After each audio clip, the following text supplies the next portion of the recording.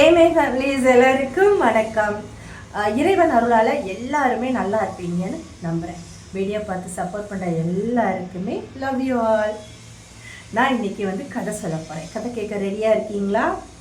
இந்த கதை ரொம்ப சூப்பராக த்ரில்லிங்கான செம்மையான ஒரு கதை.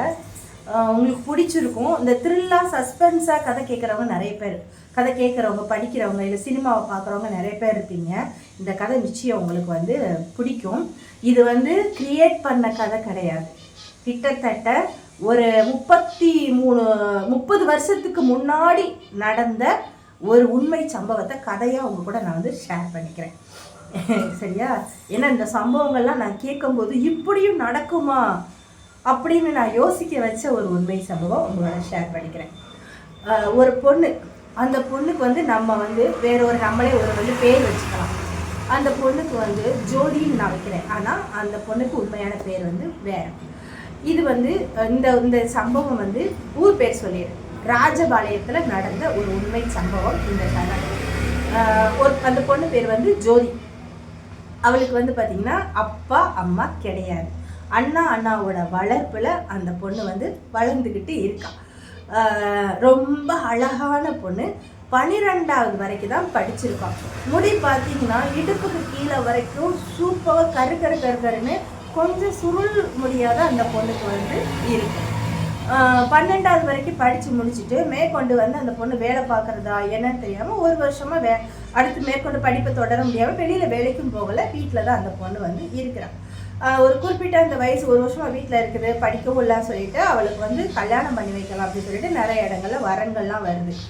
அவங்க அண்ணா அண்ணியும் பார்த்தீங்கன்னா மேற்கொண்டு படிக்க வைக்கலாமே யோசிச்சு அந்த பொண்ணுக்கு படிப்பு இன்ட்ரெஸ்டில் என்னன்னு தெரில, படிப்பை அடுத்த ஸ்டெப்புக்கு போக முடியலை.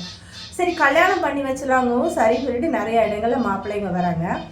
தாய் தாப்பன் இல்லாமல் வளர்ந்த பொண்ணுங்கிறதால ரொம்ப தூரமாலாம் கொடுக்க வேண்டாம், பக்கத்துலேயே கொடுத்துக்கணும், தங்கச்சியை பார்த்துக்கணும்னு சொல்லிட்டு அந்த அண்ணன் ரொம்ப ஆசைப்பட்டார். சரி பக்கத்துலேயே உள்ளூர் தான் ஒரு மாப்பிள்ளை கிடச்சிது. அந்த மாப்பிள்ளை கிடச்சி பார்த்திங்கன்னா அந்த பொண்ணுக்கு ஏற்ற மாதிரி ரொம்ப சூப்பரான நல்ல மாப்பிள்ளை. அந்த மாப்பிள்ளை நல்ல மாப்பிள்ளை. ஆனால் மாப்பிள்ளோட ஃபேமிலி உள்ளூரில் இருக்காங்க. ஒரு நிமிஷம், நான் வாசலில் உட்காந்து வீடியோ எடுக்கணும், நிறைய டக்கரு காரு போகும், அதனால் மியூட் போட்டேன். அந்த பொண்ணுக்கு ஏற்ற கணவர் தான் கடவுள் கொடுத்துருந்தாரு. ரொம்ப அழகான மாப்பிள்ளை. அந்த பையனோட ஊர் உள்ளூர் லோக்கல் தான். ஆனால் அந்த பையன் வேலை பார்த்தது வெளிநாட்டில், சவுதியில் வேலை பார்த்த அந்த பையன். ஆனால் கல்யாணம் முடித்தா அந்த பொண்ணு சவுதிக்கு தான் போகணும். அந்த பொண்ணை கட்டி கொடுத்து கூட கூட்டிகிட்டு போகணும் அப்படின்னு ஒரு மனநிலை தான் அந்த பையன் இருக்கான். இவங்க கேட்ட உடனே இடமும் நல்ல இடமா இருந்துச்சு. சரி கொஞ்ச நாள் அங்கே இருக்கட்டும், அப்புறம் குழந்தை உண்டாச்சுன்னா நமக்கு வச்சுக்கலாம், அப்புறம் பார்த்துக்கலாம், வரனை எதுக்கு நம்ம வேண்டான்னு சொல்லணும், அது நம்ம தங்கச்சியை ரொம்ப பிடிச்சி போச்சுன்னு சொல்கிறாங்க, விட்ட வேண்டான்னு சொல்லிட்டு அந்த பையனுக்கு அவங்க கல்யாணம் பேசி முடிச்சாச்சு. கல்யாணமும் ஆயிடுச்சு. அந்த பொண்ணை கல்யாணம் ஆகி ஒரு மாதத்துக்கு அந்த பையன் லீவு போட்டுட்டு இங்கே வந்திருந்தான். கல்யாணம் ஆகி ஒரு மாதம் ஆனது, ஒரு மாதம் ஆயிடுச்சு. இப்போ அவங்க இந்த நம்ம ஊரை விட்டுட்டு அவங்க வெளிநாட்டுக்கு போய் ஆகணும். சரி அதனால் கிளம்புறதுக்கு எல்லா ஏற்பாடுகளும் அவங்க வீட்டில் பண்ணிக்கிட்டு இருக்காங்க.